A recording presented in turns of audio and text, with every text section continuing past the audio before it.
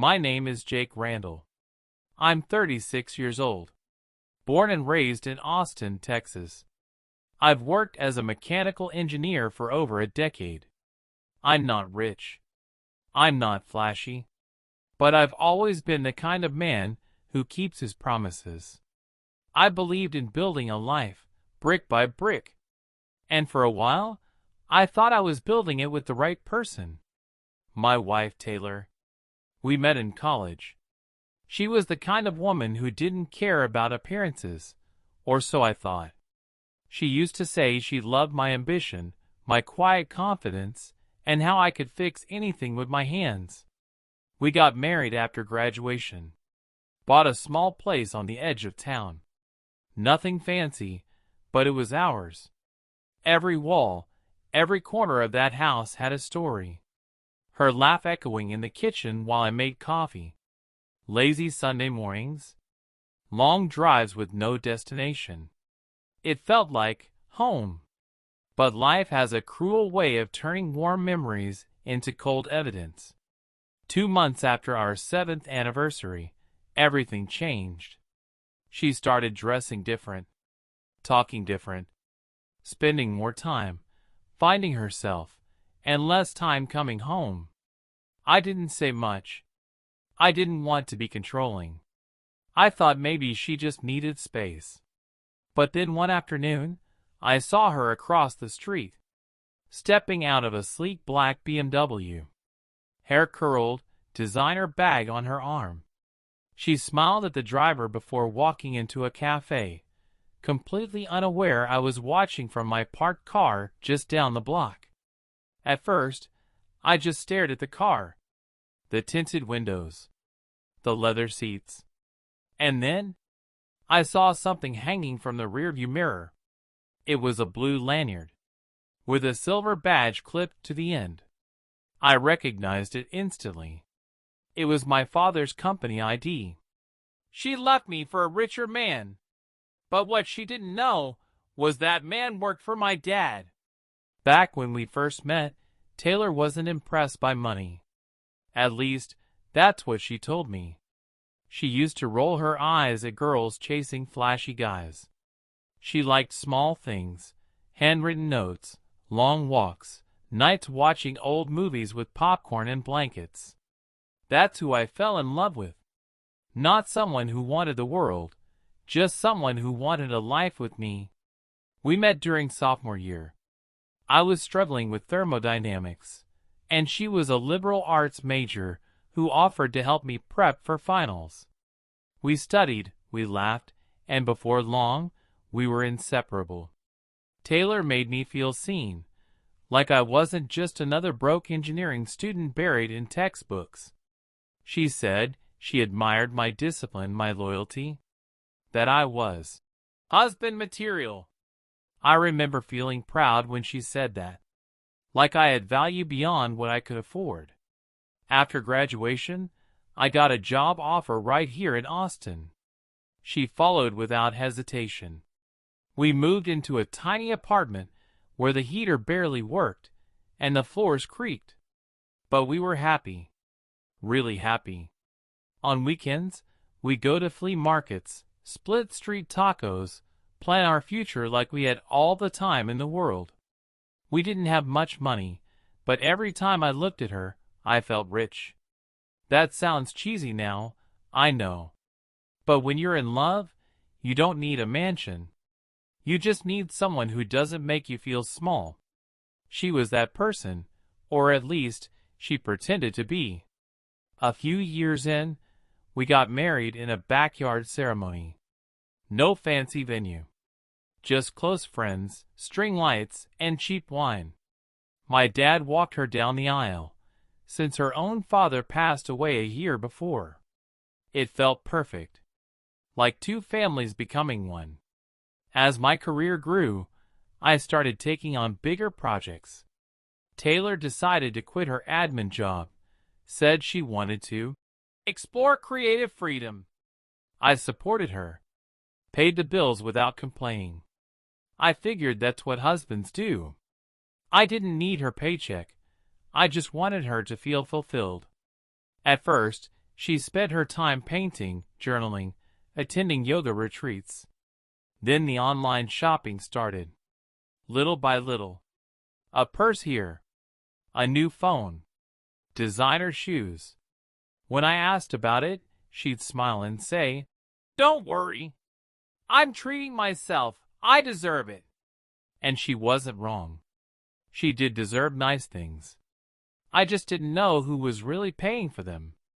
Even when things got tight, I never said no. I took on freelance work on weekends to make up for the gaps. I skipped nights out with friends. Cut back on hobbies. Anything to make her comfortable. Because in my mind, we were still building a life together. She used to kiss me before bed and whisper, "You're my whole world, Jake." I held on to those words like a fool holds onto a lottery ticket he'll never cash. Somewhere deep down, I knew something was changing. But I chose to ignore it. I thought love could survive anything, even silence. Looking back now, the signs were all there. She'd start hiding her phone screen when I walked by. She'd leave the room to take calls. She'd smile at messages, and then quickly clear her notifications. When I'd ask who it was, she'd say it was just a friend from art class, or someone from yoga. Her answers were always smooth, almost too smooth.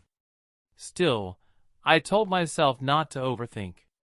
I didn't want to become that insecure husband who interrogates his wife over every little thing. I trusted her. But trust, as I had learned the hard way, is only beautiful when it's deserved. After a while, I stopped asking questions. Not because I trusted her more, but because I was afraid of what the answers might be. We started drifting, slowly at first. Like a ship you don't realize is sinking until the water's up to your knees. She stopped sitting with me during dinner. Started eating in the bedroom, saying she was too tired to talk. Her phone was never out of her hand. Always on silent. Always locked. She changed her password twice in 1 month. Some nights she'd fall asleep early, but I'd hear her voice coming from the bathroom at 1 a.m. whispering, laughing softly. Then silence. I'd lie awake in the dark, staring at the ceiling, wondering who she was talking to. I didn't want to jump to conclusions. Maybe it really was just a friend. Maybe she was planning a surprise. Maybe I was losing my mind. That's the thing about betrayal. It doesn't hit you like a bullet. It creeps in, inch by inch, until you start doubting yourself more than the other person. She started going out more. Meetings, retreats, self-care weekends.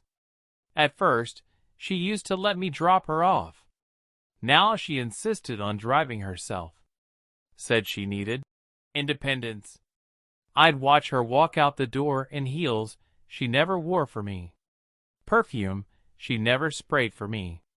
I stopped recognizing her, not just on the outside, but in the way she spoke, the way she avoided eye contact. The woman I married was warm, open, soft-spoken. This version of her? Cold, distracted, like a stranger who knew all my weaknesses. One day I found a receipt tucked between the pages of a book on our coffee table. $580 at a steakhouse downtown, a place I'd never been, but she always said she wanted to try. The date was last Friday. She told me she was at her sister's that night. I didn't confront her. Not yet. I needed more than a receipt. I needed certainty.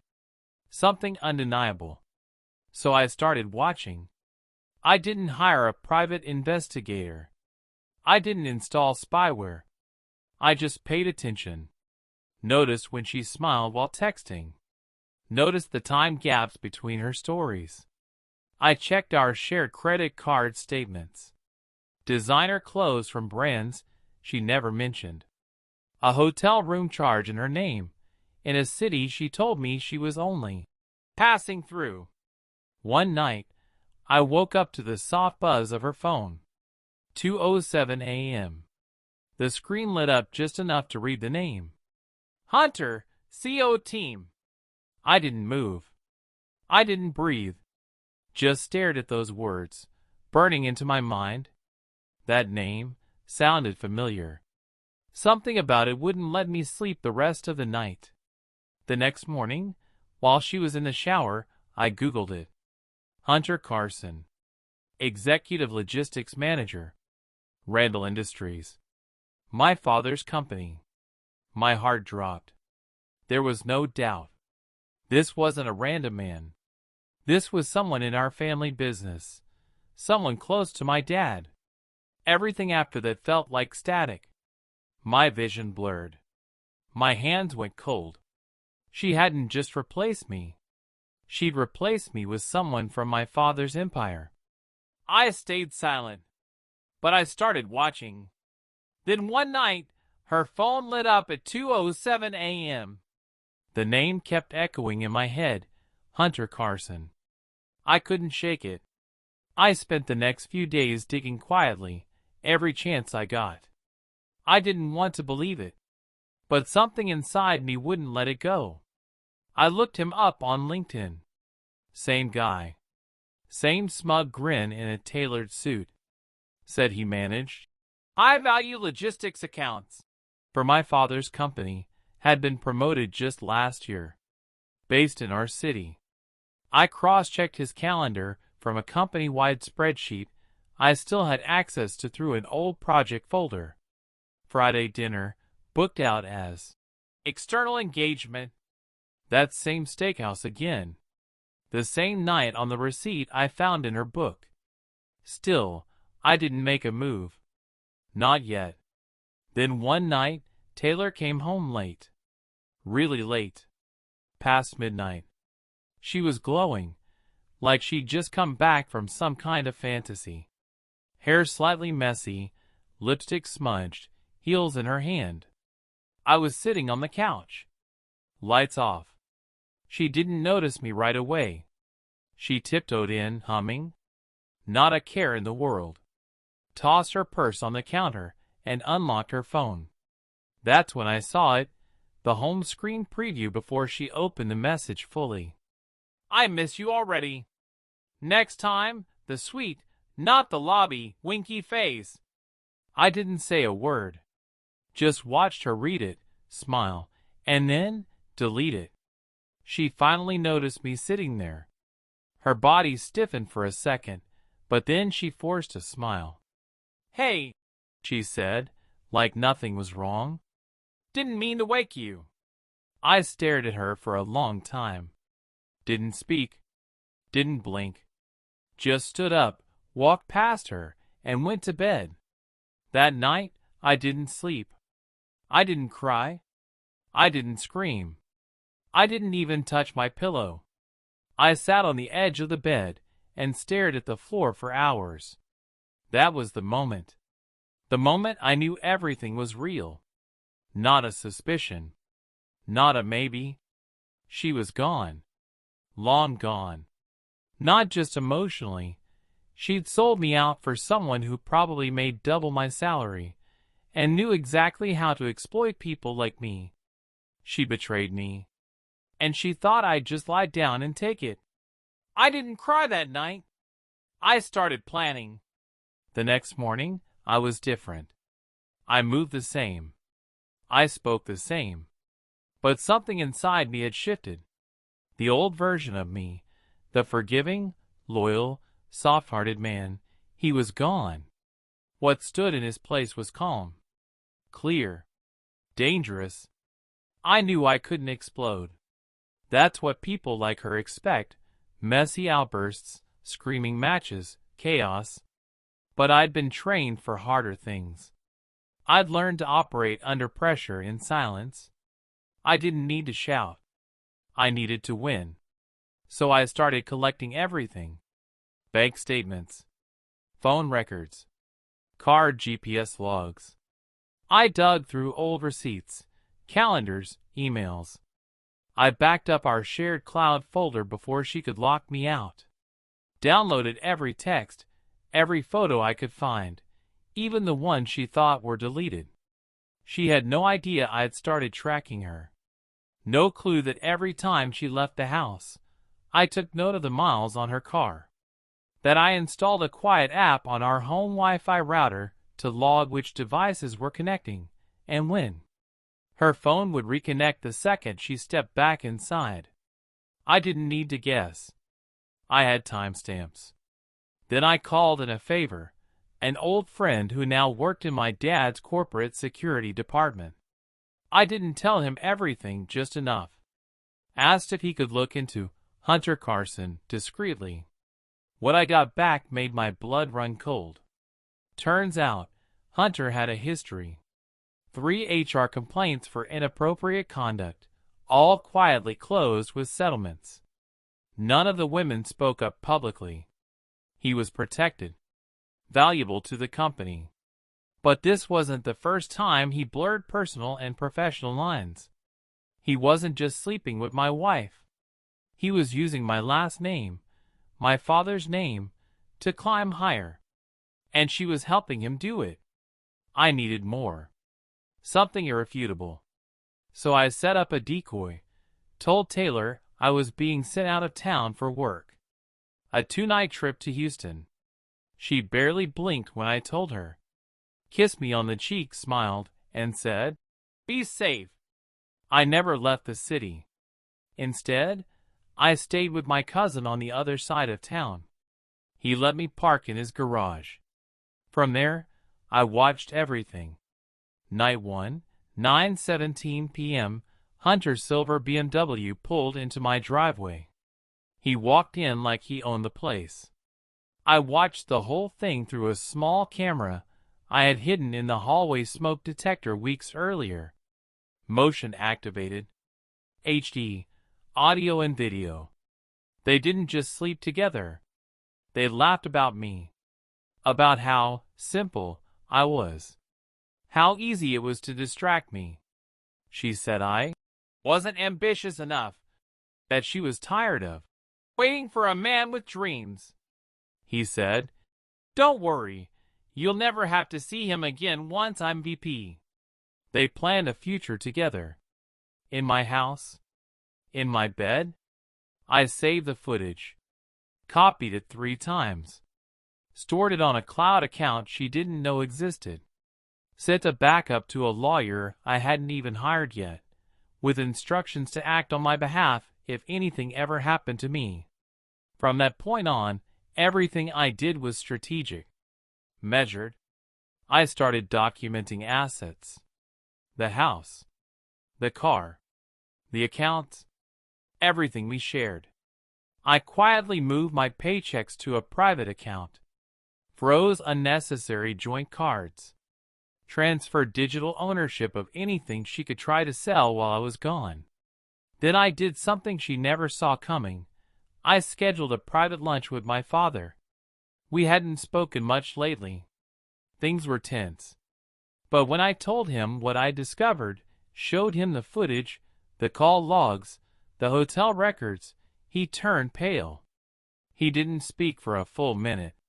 Then he said, "Leave it to me." I asked him not to fire Hunter. Not yet. I wanted it to play out differently. She needed to be exposed. Publicly. Legally. Completely. And I was going to make sure of it. She thought I'd never fight back. But she forgot. I've been trained to win wars without raising my voice. The day of reckoning wasn't loud. It didn't need to be. When you've done everything right, when the truth is heavy enough, it speaks for itself. I filed for divorce 2 weeks later. Quietly. No warning. The papers were served to her at brunch. She was sitting outside, sipping champagne with her sister when the courier arrived. I didn't show up. I didn't need to. Inside the envelope? A full dossier. Everything I had, the photos, the texts, the receipts, the video clips. Timestamps. Names. Locations. She didn't even deny it. What could she say? Her hands were shaking too hard to hold the paper. That was just the beginning. The next day, I walked into my father's office. Hunter was in a meeting, giving a presentation. I waited by the door until he turned and saw me. His face changed instantly, like he'd seen a ghost. "I didn't expect," he started. "You should sit down," I said. He didn't. I handed my father a USB drive. No words. Just facts. By the end of that week, Hunter was done. Fired. Reputation shattered. My father made sure the termination was public. "Violating ethical guidelines," they said. Internal emails.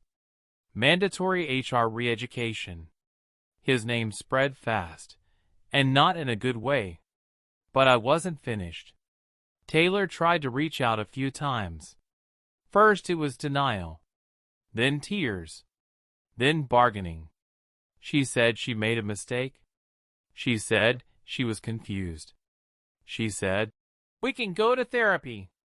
But the truth is, I was already gone, months before she realized it. I'd emotionally walked away the night she deleted that message like it meant nothing. And now, I wasn't looking back. In court, it was clean. My lawyer laid out every detail like a prosecutor building a case. Taylor sat there in silence. Her attorney didn't argue much. There was nothing to argue.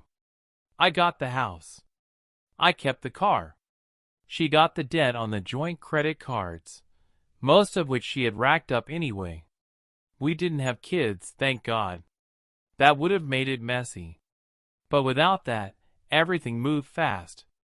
One signature at a time, and the life we built together unraveled on paper just like it had in real life. But here's the part one didn't expect. The silence that followed? It didn't hurt. It healed. There was no more guessing. No more waking up in the dark wondering if I was crazy. No more pretending everything was okay while my world was rotting from the inside. Just peace. Cold, quiet, absolute peace. And somewhere out there, I knew Hunter was scrambling to find a new job, with a reputation too stained for a background check to ignore. And Taylor? Well, last I heard, she moved in with her sister. She hasn't posted on Instagram in months. I don't need to see what she's doing, because I already know how that story ends. The courtroom went silent. I played the audio file, and everyone heard what she really thought of me. It's been a year now. I live in a smaller place, a quiet condo outside the city. No shared keys, no hidden passwords, just space. Clean, honest space. I don't check phone records anymore. I don't wonder who's lying to me. I don't scan faces for signs of betrayal. For the first time in years, I just breathe. Every morning, I walk down to the same little coffee shop on the corner. The barista knows my name. No one there knows what I've been through, and that's the best part. I'm just another regular guy ordering black coffee and a blueberry muffin. I've reconnected with friends I drifted from, guys I used to train with, cousins I hadn't seen in forever. Turns out, people were waiting for me to come back. I just didn't know I was gone. The hardest part wasn't the betrayal. It was forgiving myself for staying too long in something that had already ended. I kept thinking love could fix it. That if I worked harder, if I just stayed loyal, eventually she'd see my worth. But sometimes people don't come back. Sometimes they were never really with you to begin with. And that's okay. Because the worst things people do to you, those things aren't the end. They're just the beginning of the version of you that doesn't need their approval anymore. Taylor taught me something, in the most painful way imaginable. She taught me what peace really looks like, by showing me what chaos feels like. And Hunter? He was just a symptom, not the disease. The real problem was that I was trying to build a future with someone who'd already sold it off to the highest bidder. Now, I'm building again, but only for me. I'm not angry. I'm not bitter. I'm free. Some scars don't fade, but they stop bleeding. And from that, I've learned how to heal. Droplet final emotional line, end of part 7. She took everything, except my soul. And from that, I rebuilt my life. Not for her, not for revenge, but for me. If you've ever been betrayed like this, just know you're not alone. Hit that subscribe button if you're ready to stop chasing closure and start writing your own ending.